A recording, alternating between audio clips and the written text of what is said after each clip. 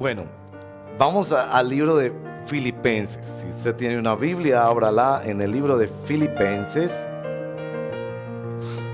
Y estamos haciendo una serie que la llamamos El Evangelio en tu vida.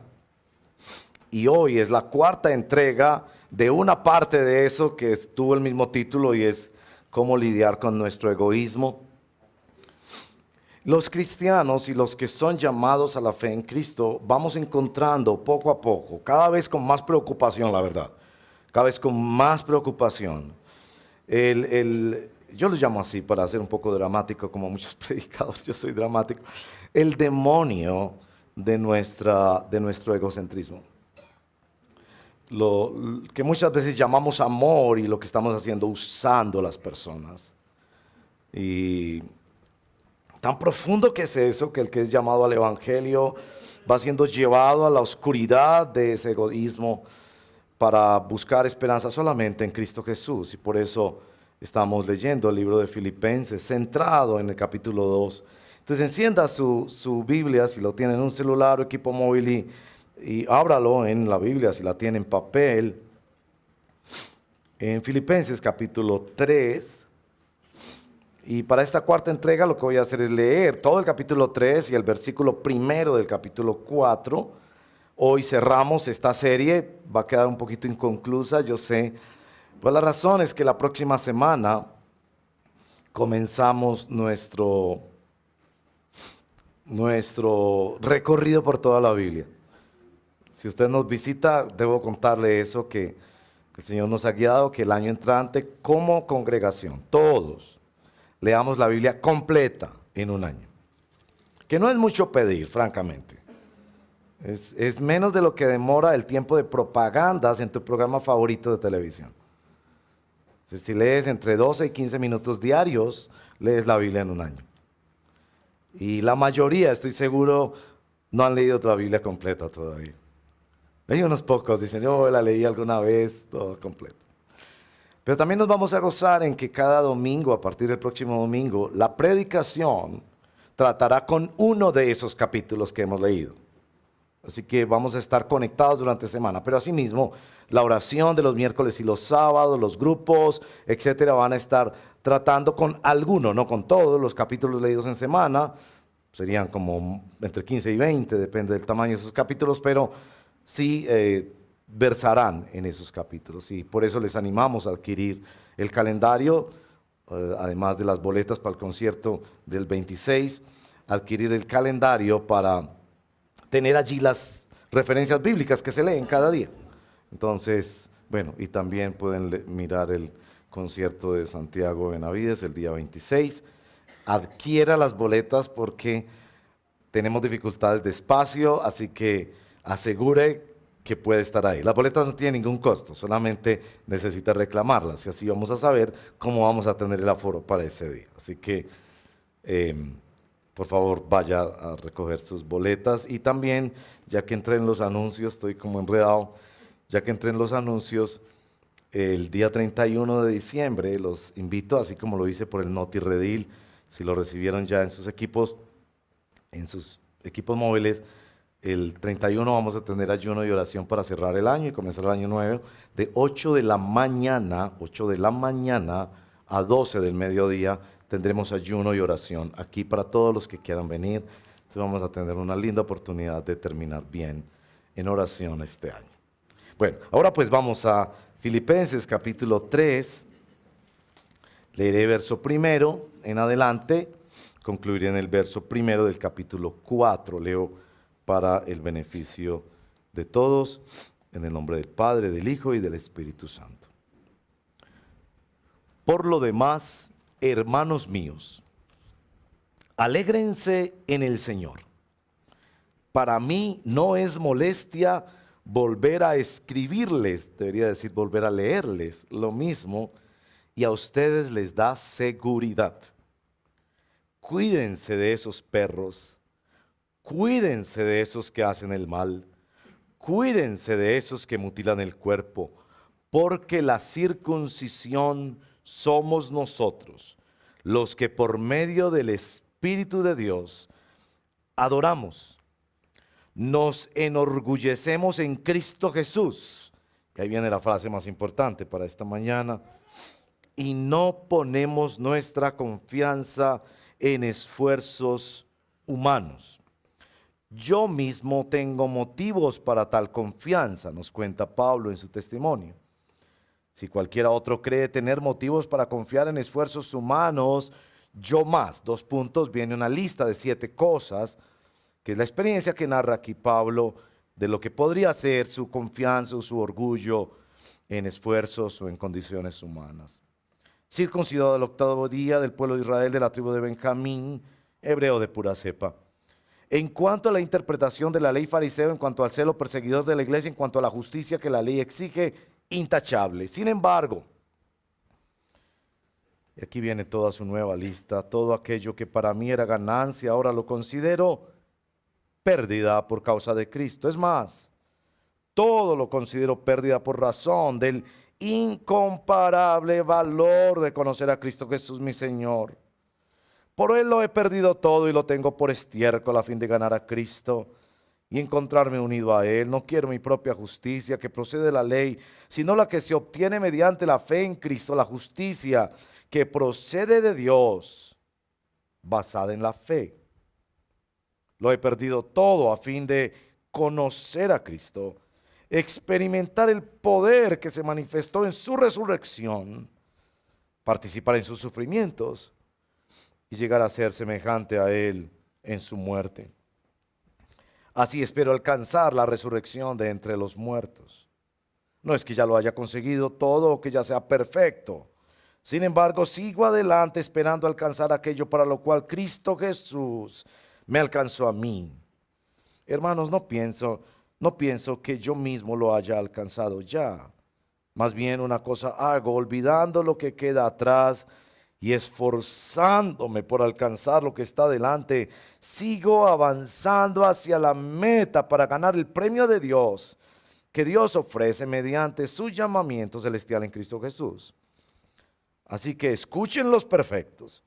Todos debemos tener este modo de pensar.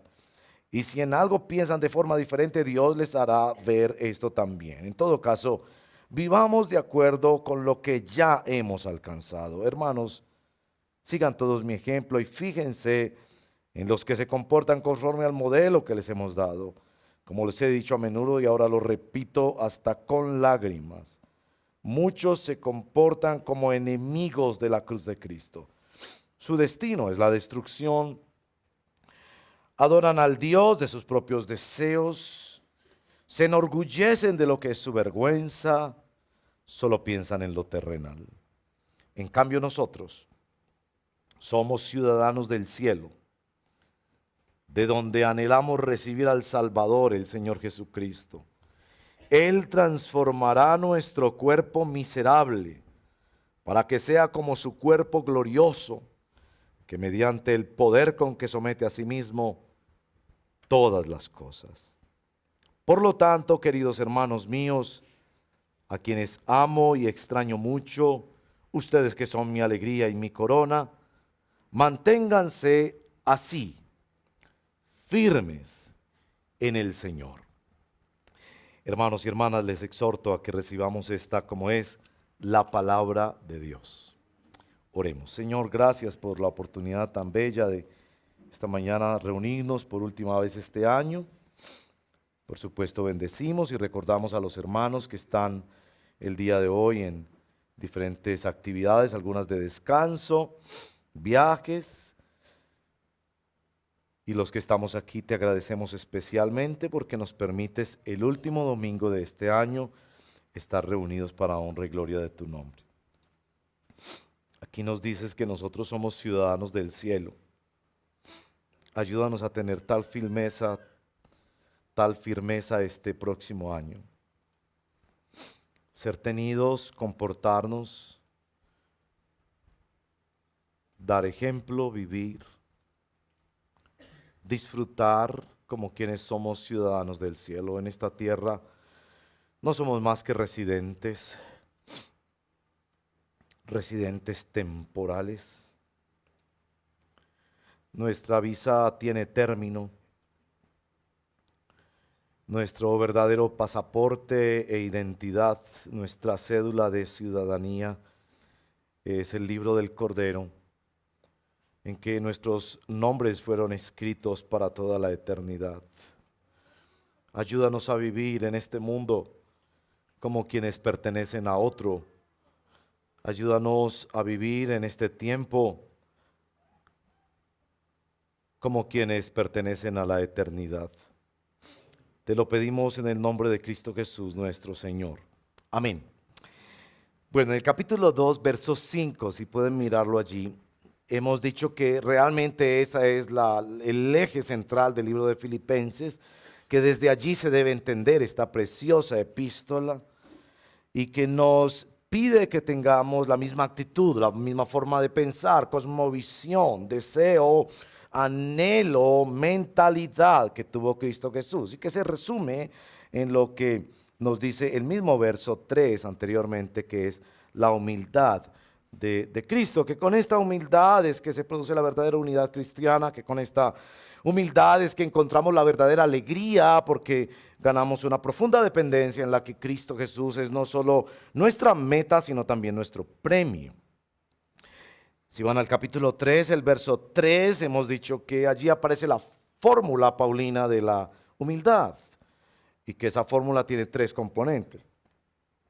Los hemos visto semana tras semana, hemos dicho que por medio del Espíritu adoramos, que por medio del Espíritu tenemos un nuevo orgullo que desplaza toda otra clase de orgullo, es el orgullo en Cristo Jesús. Y hoy diremos la tercera parte de esta fórmula, que gracias al poder del Espíritu Santo no ponemos nuestra confianza en esfuerzos humanos. Debo advertir que el enfoque cambia un poco teniendo el mismo eje si miramos una similaridad que hay entre el capítulo 1, verso 11, capítulo 1, verso 27, y el capítulo 4, verso 1. Si me acompañan allí, el capítulo 1, verso 27, van a notar la importancia que se da allí a el tema de estar firmes. Es un verso bastante largo, mírenlo hasta el final.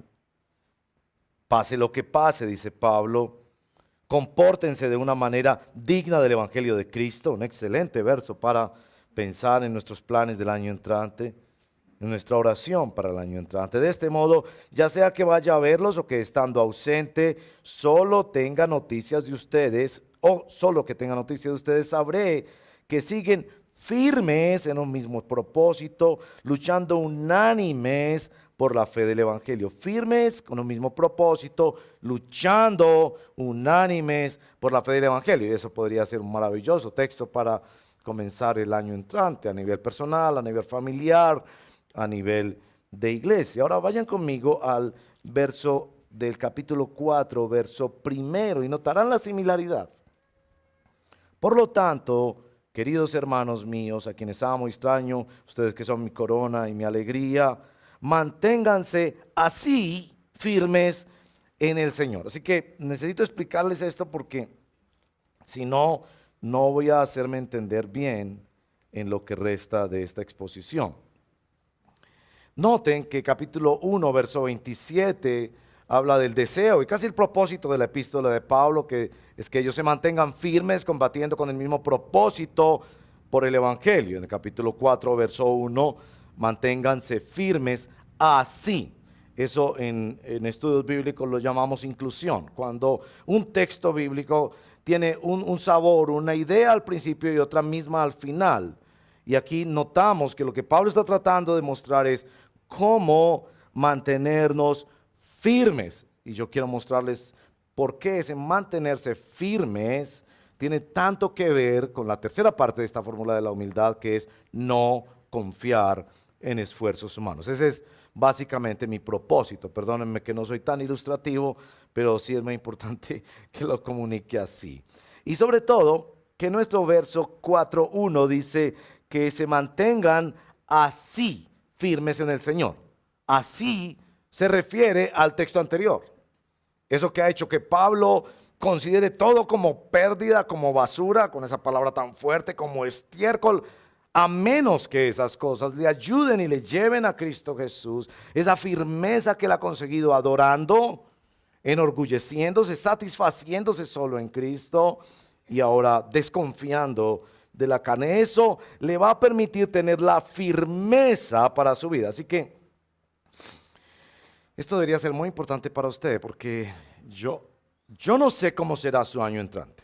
Y no pretendo ser profeta, ni decir todas esas cosas grandilocuentes que se dicen muchas veces en espacios religiosos para sobar y estimular el ego de las personas, prometiendo una cantidad de cosas que no ocurrirán o que no son verificables. Pero una cosa que sí es verificable y que yo te puedo decir, el próximo año serás tentado. El próximo año van a venir fuerzas en tu vida que van a pretender desestabilizarte. De tu fidelidad conyugal, de tu lealtad a tus principios y a tus valores, pero sobre todo de tu relación con Cristo. Y no necesito ser profeta para eso. Y la razón por la que estoy seguro que el próximo año vendrán fuerzas opositoras que tratarán de desestabilizarte es porque tú eres un ser humano todavía como yo, falible, engañable, curvado hacia sí mismo, que lucha con un profundo egoísmo. Así que por eso es tan importante que nos diga, manténganse así, firmes en el Señor. Hay una falta de firmeza en el cristianismo de nuestros tiempos, una falta de resolución y de estabilidad. No hay seguridad en lo que se cree. La gente anda de aquí para allá buscando experiencias religiosas temporales, más que una fe sólida. Este término, firmes, es un término militar, que implica tanto estar en la defensa como en el ataque, de estar alerta, pero que implica sobre todo resolver de una vez por todas en cuál equipo, en cuál ejército estás peleando. Esa expresión firmes es muy importante en la pastoral de San Pablo y de quien fuera su mentor, Bernabé. Por ejemplo, en Hechos capítulo 11 se nos cita que Bernabé visita la iglesia de Antioquía para ver si en su corazón estaban firmes en un mismo propósito y firmes en la gracia de Dios. Hay muchas cosas que amenazan tu firmeza. Tú necesitas echar raíces como el árbol que se nos describe en el Salmo primero. Esto es más o menos como una ilustración del joven que está tratando de inventar la chica perfecta. Entonces en su mente toma un pedacito de todas las chicas que admira para construir la imagen de cuál sería la chica perfecta. Pronto se da cuenta que esa chica no existe. Y un día empieza una relación con una chica y por fin se decide, la acepta y se casa con ella. Esta es más o menos la decisión de la que estamos hablando aquí. Están firmes, están en su mente resueltos. Esto es lo que creemos. Yo creo, hermanos y hermanas, que lo más importante que nosotros necesitamos enraizar y decidir en nuestra vida es que esta es la palabra de Dios. Allí apostamos todo, allí confiamos todo, esa es la revelación del Dios verdadero, esas son las promesas verdaderas, esa es la descripción verdadera del futuro y de la eternidad y es el único camino de salvación y de comunión verdadera con Dios. Por eso insistimos que no debemos tener otra medida para una verdadera iglesia, sino que ésta tenga en el centro mismo la predicación de la palabra de Dios. Sean cuales sean sus experiencias, algunas serán un poquito más dinámicas que otras, más expresivas que otras, no sé. Pero la piedra de toque fundamentalmente es la confesión de Cristo y de su poderosa palabra. Estar firme entonces es decidirse, y es decidirse particularmente en nuestro texto a no confiar en esfuerzos humanos. Yo les voy a explicar la trascendencia de esa frase porque es enorme y es enormemente importante para nuestra fe. El punto es más o menos este. A medida que crecemos en la fe, en la confianza en Cristo, vamos desconfiando más y más de todo lo que pudiera darnos tranquilidad y confianza. Voy a repetirles eso, pero es muy importante. Por eso para Pablo era muy importante, para ganar tenía que perder. En la medida en que gano más de Cristo, más confianza, más comunión con Él, más disfrute en Él, voy siendo más y más desconfiado de las cosas que el mundo me ofrece, téngalas o no, como tranquilidad y seguridad.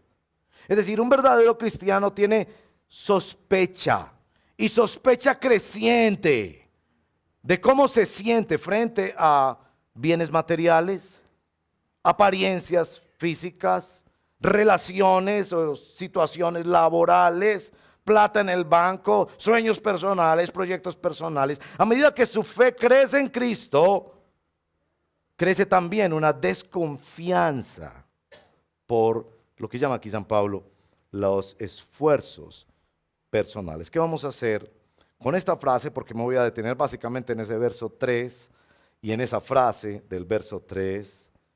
San Pablo dice que quienes somos la verdadera circuncisión no ponemos nuestra confianza en esfuerzos humanos. Primero voy a decir que no es poner la confianza en esfuerzos humanos. Segundo voy a decir que sí es. Y después voy a hablar de qué produjo eso en Pablo y que esperaba él que produjera en la iglesia y que espera la palabra de Dios que produzca en nosotros. Primero, que no es desconfiar de esfuerzos humanos. Que no es. No se trata de ser cínico. Es decir, no se trata de que seamos de esas personas que desconfía de todo el mundo, que solo creen lo que pueda controlar por sí mismo. El mismo Pablo se describe a sí mismo en 1 de Timoteo capítulo 1, versos 13 y 14, como alguien que antes de conocer a Cristo era un insolente. Quizás esa es la mejor definición del cínico. El insolente, que no confía en nadie. Quizás es la persona que acuña esa frase de que no cree ni en lo que se come. Y la razón por la que no es así es porque eso no es verdad. No es posible. Esa persona que desconfía en todo el mundo, esa persona no podría existir. Nada más nos hace pensar que desconfía de todo el mundo. No cree en los hombres, no cree en las mujeres, no cree en los patrones, no cree en el papá y la mamá, no cree en el gobierno, no cree en nadie. Esa clase de cínico realmente está negando la realidad de que el ser humano no puede vivir sin fe. ¿Había pensado en eso? El ser humano no puede vivir sin fe. Usted no puede decir, no me voy a montar en ese carro si no entiendo perfectamente cómo funciona el carro, ni en ese avión, ni me voy a comer la lata de frijoles, ni voy a ir al restaurante, ni voy a estar en este país, ni voy a estar en este edificio si no soy un ingeniero especializado en saber que esta estructura puede con su techo. No podrías vivir, no podrías ir al médico, no podrías vivir a menos que tuvieras fe. Tú necesitas confiar en el patrón que tienes en tu trabajo, en las redes sociales, en el internet, en el médico, en el Estado, en los impuestos, en el transporte. Necesitas confiar. El ser humano no puede vivir sin confiar. Así que no se refiere a no confiar en nadie como hace el cínico. Tampoco se trata de ser pusilánime. La persona pusilánime es la persona temerosa, que no se atreve a hacer nada por miedo al fracaso.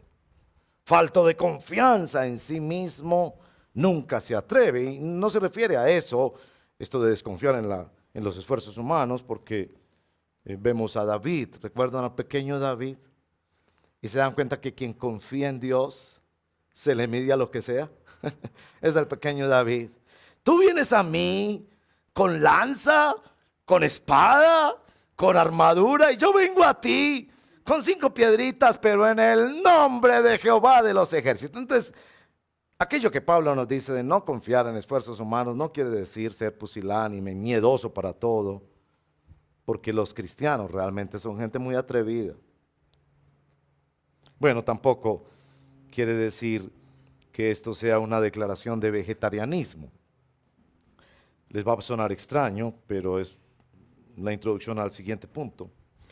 Y es que la expresión realmente no es confianza en esfuerzos humanos. Si usted está leyendo la Reina Valera, va a ver que dice la palabra en no confiar en la carne, si está leyendo la Reina Valera. no confiar en la carne. Aquí es que el traductor ha hecho una equivalencia dinámica y ha puesto, en lugar de confiar en la carne, ha puesto confiar en esfuerzos humanos. Y bueno, eso nos lleva a nuestro texto más de cerca, y lo primero es la palabra confiar. Aquí es una palabra que no es la misma palabra fe, que es bastante acostumbrada en el Nuevo Testamento. Está hablando de alguien que en la carne o en esfuerzos humanos no está convencido, no está tranquilo, no está confiado. No acepta eso como una seguridad o un convencimiento profundo para el alma. Pablo usa el término convencido cuando se refiere a Dios. Por ejemplo, en el capítulo 1 lo usa 3 veces. Estoy convencido de que comenzó la obra, la terminará, pero ahí no es su confianza en esfuerzos humanos, sino en el Señor. Es quien está teniendo tranquilidad en esfuerzos humanos. Ahora, estos esfuerzos humanos es la palabra sark en griego, y se las digo en griego es porque hay dos palabras que de pronto ustedes asocian. Sarcófago. Sarcófago es una palabra de raíz griega que quiere decir comedor de carne. Es el lugar donde se ponen los restos humanos, y allí los restos humanos, por extraña que suena y grotesca la imagen, es el sarcófago. O el sarcoma es un tumor que da en la piel o en los músculos o en el cerebro, es un sarcoma. Es decir, es un término muy importante en el Nuevo Testamento, y si usted quiere ser un buen estudiante de la Biblia, se va a encontrar con ese término. La primera vez que encontramos en la Biblia el término carne, sarc, carne, es en Génesis capítulo 2, cuando despierta Adán, ve a su esposa y no había podido encontrar identificación ni comunión con los animales, y ahora dice, esta es carne de mi carne. Hay una similaridad, y después el Señor declara la fórmula matrimonial: dejará el hombre a su padre, a su madre, a su madre, y se unirá a su mujer, y los dos serán una sola carne. Es decir, no está hablando Pablo de desconfiar en la carne, ser vegetariano, o solamente del aspecto físico que es nuestros tejidos, tendones, músculos. Está hablando de algo más. En el Nuevo Testamento se usa mucho esta expresión, un rapidísimo recorrido de esta expresión. Por ejemplo, en Filipenses capítulo 1, versos 22 y 24 es estar vivo. La Reina Valera lo traduce así: permanecer en la carne para Pablo era estar vivo. En Isaías 40 dice que toda carne es como la hierba, que la hierba se seca y la flor de la hierba se acaba, pero la palabra de Dios permanece para siempre, que toda carne es como esa hierba, que es, digamos, la mortalidad del ser humano. En Juan capítulo 1, y el verbo se hizo carne, Dios se humanó. Entonces es como la realidad humana, pero en Romanos capítulo 7 Pablo usa el término para referirse a esa naturaleza pecaminosa, la concupiscencia que arrastra al mal. En Gálatas 3, los esfuerzos humanos para salvarse con sus propias buenas obras, eso es confiar en la carne. O en Gálatas capítulo 4, la decisión humana, el pensamiento humano, el criterio humano. O en Gálatas 5, las pasiones y los deseos de la naturaleza pecaminosa que se oponen en Romanos 8 al poder del Espíritu Santo. En 2 Corintios capítulo 11 es la descripción de Pablo de su debilidad en la carne, la mismísima debilidad humana a la que el Señor se refiere en Mateo 26, con que el espíritu está dispuesto, pero la carne es débil. Esta palabra es un rompecabezas para los traductores de la Biblia, y debemos darle gracias al Señor por los traductores de la Biblia. Y además de eso debemos leer más de una traducción de la Biblia. No idolatren una traducción de la Biblia. La Biblia no fue escrita en español. Entonces necesitamos del esfuerzo de esos hombres piadosos que se dedican a indagar cómo interpretamos la palabra carne en su debido contexto. Creo que en el contexto de nuestro pasaje de hoy tiene que ver específicamente con no convencerse a sí mismo de las cosas mundanas o visibles. Este aspecto de la fe cristiana, de la actitud que Cristo está tratando de instalar en nosotros y que es fundamental para que tengamos unidad cristiana y alegría, está enfocándonos en nuestros problemas más graves, hermanos y hermanas. Usted me dirá que no, pero en lo profundo de su corazón, usted piensa y siente que si tuviera más plata, sería más feliz. Yo sé que le da pena como a mí hacer la cara así. En lo más profundo usted piensa, si yo tuviera más plata, bien habida la platica, ¿cierto? Algún tío en Europa que se muere y resultó que era mi tío y me heredó una fortuna incalculable. Yo siento que estaría para repartirle a los pobres algún pedacito, ¿cierto? Y para ofrendar a la iglesia y dar un gran diezmo, pero el pedazo más grande sería para mí y yo sería más feliz. En lo profundo de su corazón, ¿usted cree que si tuviera más plata, sería más feliz? No que sería totalmente feliz, pero que sí sería un poquito más feliz, ¿cierto que sí? Yo creo que en lo profundo, yo sé que usted no va a hacer su cabecita así, pero en lo profundo, cuando la luz de la palabra de Dios llega por ahí a lo profundo, usted piensa que si fuera más bello o más bella, le iría mejor en la vida. Su esposo sería más fiel, su esposa sería más fiel, la gente la admiraría más, tenía mejor trabajo porque las estadísticas dicen que las muchachas más bonitas consiguen mejores trabajos. Eso lo dice el mundo, entonces usted lo cree. Y en lo profundo, yo sé que usted no va a hacer su cabecita así, pero en lo profundo, escarbando, usted va a decir, ay. Y yo no estoy diciendo que la cambien a usted totalmente, no, unas cositas que usted quisiera cambiar, unas cositas. Porque usted todavía quisiera que la reconozcan a usted. Cierto que no fuera un individuo totalmente distinto, que llega usted a saludar a su mamá y ni lo reconoce, no. Sería usted mismo, pero un poquito más alto, con unas medidas un poco, en mi caso con un poquito menos de panza o menos de nariz. Es decir, unas cositas. Usted piensa que si le mejoraran esas cositas, usted sería más feliz.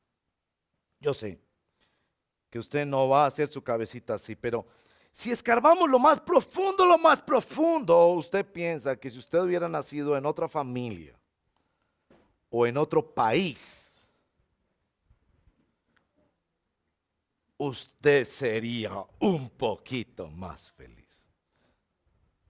Y aunque eso sea solo hipotético e indemostrable, usted afinca su vida en eso. A eso se refiere Pablo.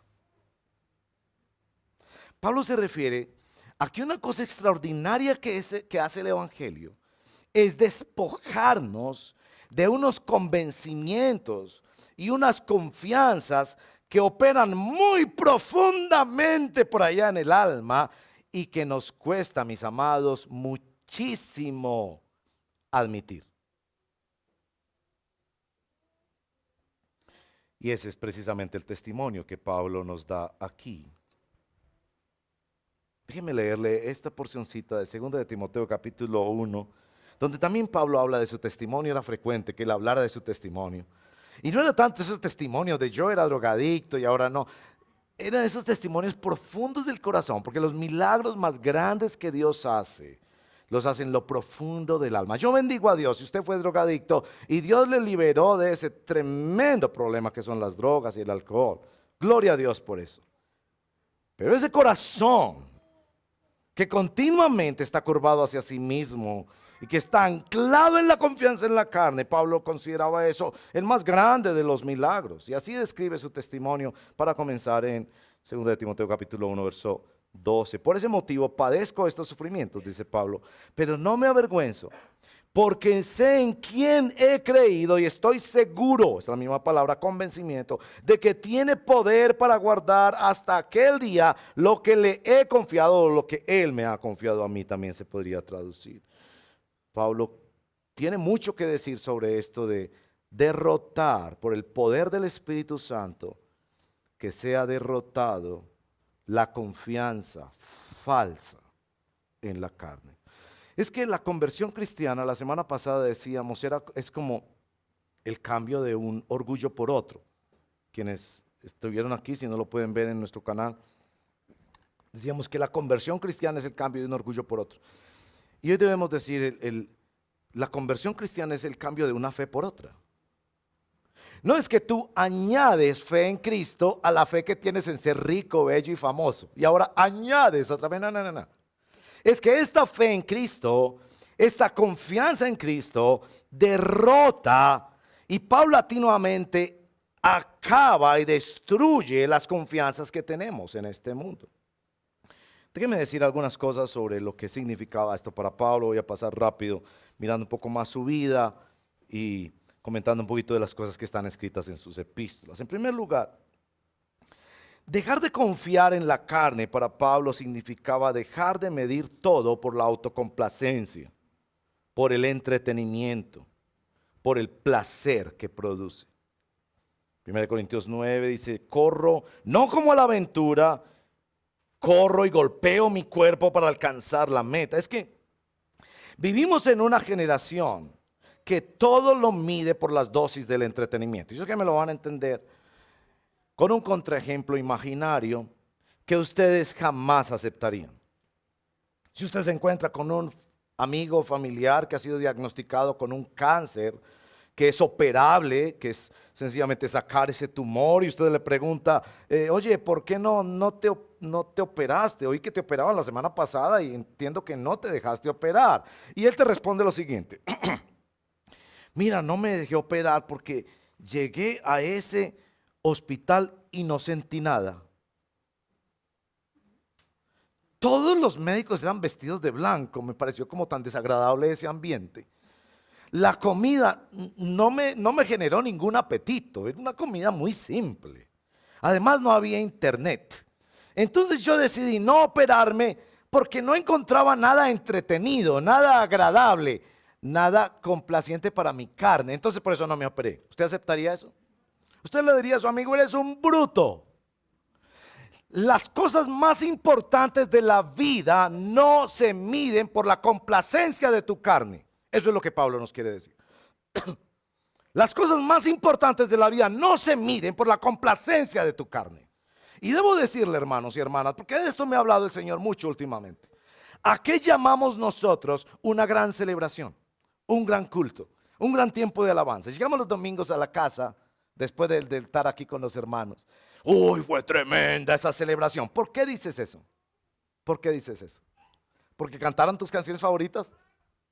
¿Porque sentiste algo en tus emociones? Y las emociones están bien, pero es cómo mides las cosas. Pablo dejó de medir todo por la autocomplacencia o el entretenimiento. Y ese es uno de los grandes problemas de esta generación.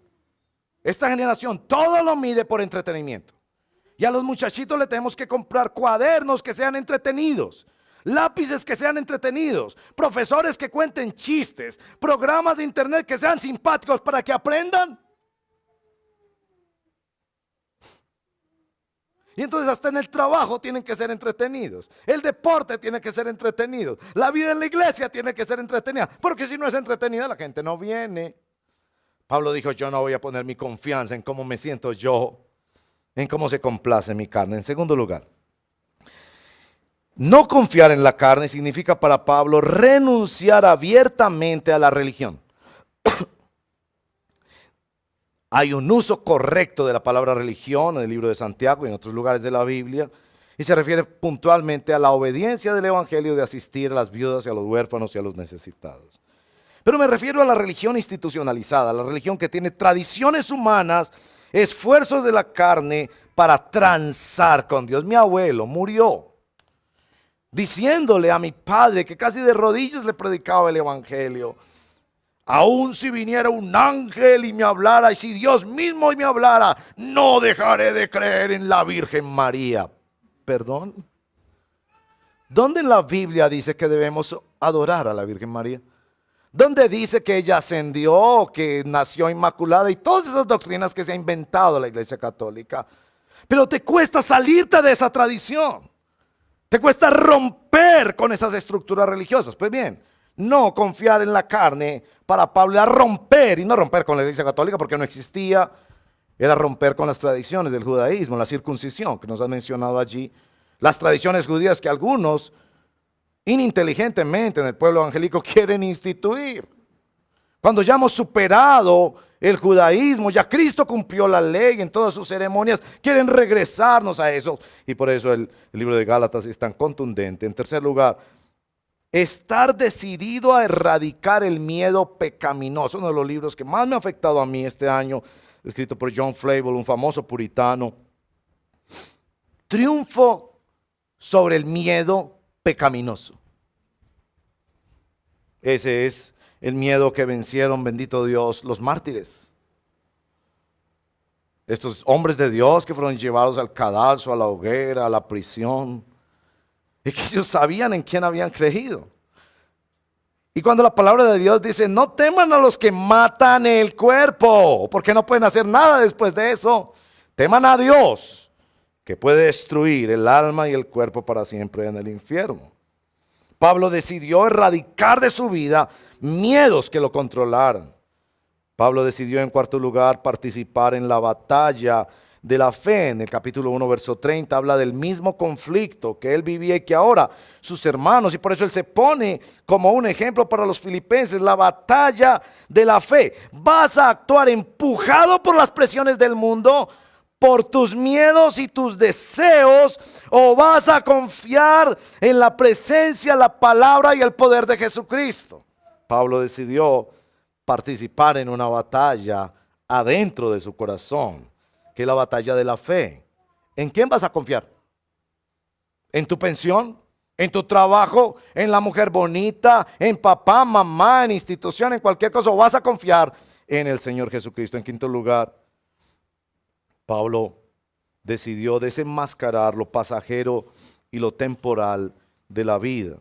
Y por eso en su ejercicio en Filipenses 3 dice, pierdo, y no me importa perder, porque lo que voy a ganar es una cosa muchísimo más grande.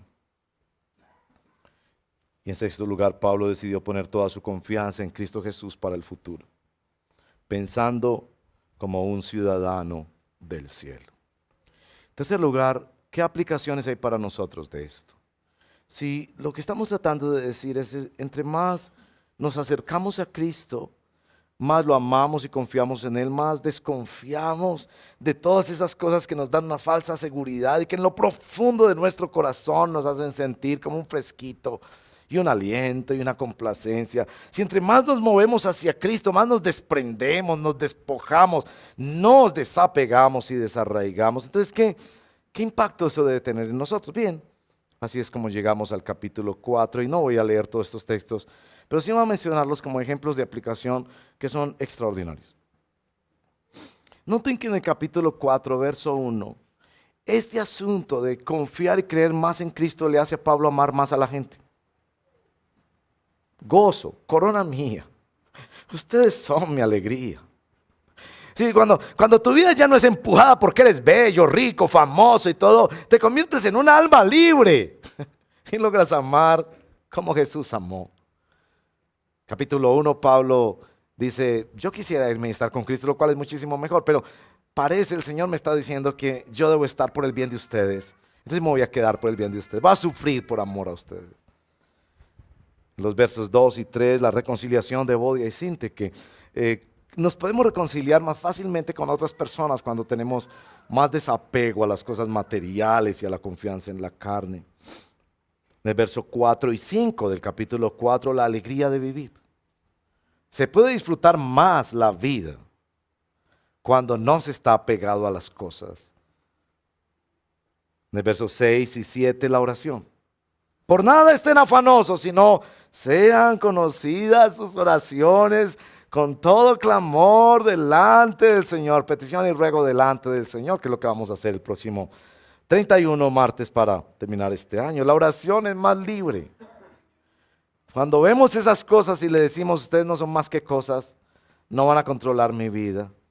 Cuando nos miramos al espejo y decimos con pancita y todo, así me ama el Señor.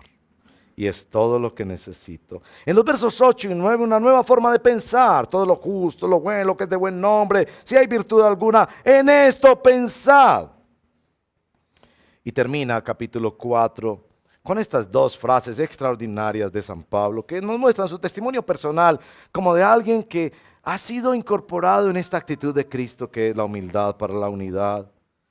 Y están estas dos frases que son quizás las dos frases más populares de la carta y también las más mal interpretadas de ella. Todo lo puedo en Cristo que me fortalece. Y para muchos es una expresión triunfalista que se la citan erróneamente a personas que no son cristianas. ¿Qué quiere decir todo lo puedo en Cristo que me fortalece? Pues vayan a los versos anteriores. He aprendido a contentarme, cualquiera que sea mi situación. Sé vivir humildemente y sé estar saciado. Sé tener y no tener. Todo lo puedo en Cristo que me fortalece. Es decir, Dios por su gracia me hace tan firme y tan estable para el próximo año, que realícense mis sueños o no, mejore mi empleo o no, tenga más o tenga menos, todo lo puedo en Cristo. Y el verso 19, que también es muy citado, Dios proveerá de todo conforme a sus riquezas. También erróneamente citado ese texto, también erróneamente citado a personas que no son cristianos. Ese texto no es para alguien que no es cristiano. Si usted no es cristiano puede empezar a citarlo hoy, pero sí, solo sí, viene en arrepentimiento y fe a la persona de nuestro Señor y Salvador Jesucristo. Y lo que está diciendo es que esta iglesia de los filipenses se habían esforzado por dar generosamente para la obra. Es a esos que dan generosamente para la obra que Dios les promete que Él proveerá todo de acuerdo a su propósito y a sus riquezas. Bueno, lo que hemos dicho hasta aquí, hermanos y hermanas, es que para estar firmes el año entrante necesitamos crecer en desconfianza, crecer en la desconfianza, en la carne, en esos esfuerzos humanos de complacencia, de religiosidad, desconfiar de eso y confiar cada vez más en Cristo. Tú tienes dos opciones hoy.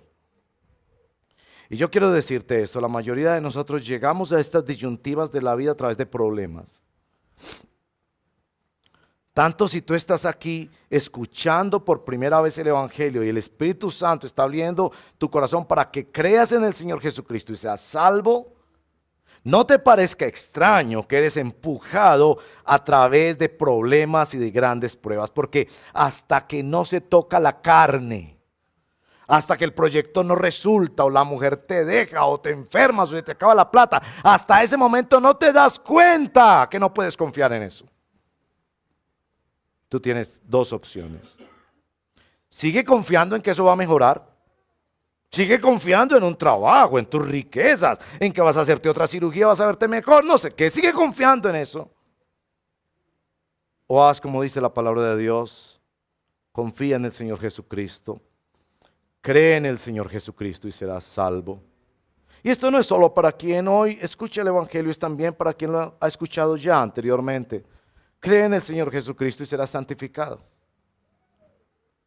Cree en el Señor Jesucristo y serás santificado. No pienses que Jesucristo viene a completar un aspecto que falta de tu vida. Él viene a derrotar todos tus orgullos y tus confianzas y a llevarte a confiar exclusivamente en Él. Este año tenemos varias aplicaciones para nosotros como comunidad cristiana. La primera, hermanos y hermanas, vamos a leer la palabra de Dios todo este año. En serio. No como una tarea religiosa con la que ganamos méritos, sino como hombres y mujeres decididos a que nuestra mente tiene que ser fuertemente influida por la palabra de Dios, o si no la carne nos engaña. En segundo lugar, no vamos a ser ni cínicos ni pusilánimes, vamos a esforzarnos en el nombre del Señor, pero vamos a crecer en sospecha. Vamos a empezar a darnos más y más cuenta de esas cosas en la vida en la que erróneamente, aún como cristianos, empezamos a confiar. La familia que Dios nos dio, el trabajo, los talentos que Dios nos dio, la iglesia que Dios nos dio. Vamos a volvernos sospechosos de eso cuando eso está tomando el lugar de confianza y de convencimiento que debe tener solo nuestro Señor Jesucristo. Y en final, vamos a decir con San Pablo esta frase poderosa que hay en nuestro texto del capítulo 4, el verso 12. He aprendido. He aprendido. Esto es algo que se aprende, no que se siente. No es medido por las dosis de entretenimiento, de placer experiencial que tú vives. Es un proceso de aprendizaje. Este será un año en el que aprendemos a confiar en Cristo, a descansar en Él, cualquiera que sea nuestra circunstancia. Que así sea en el nombre del Señor.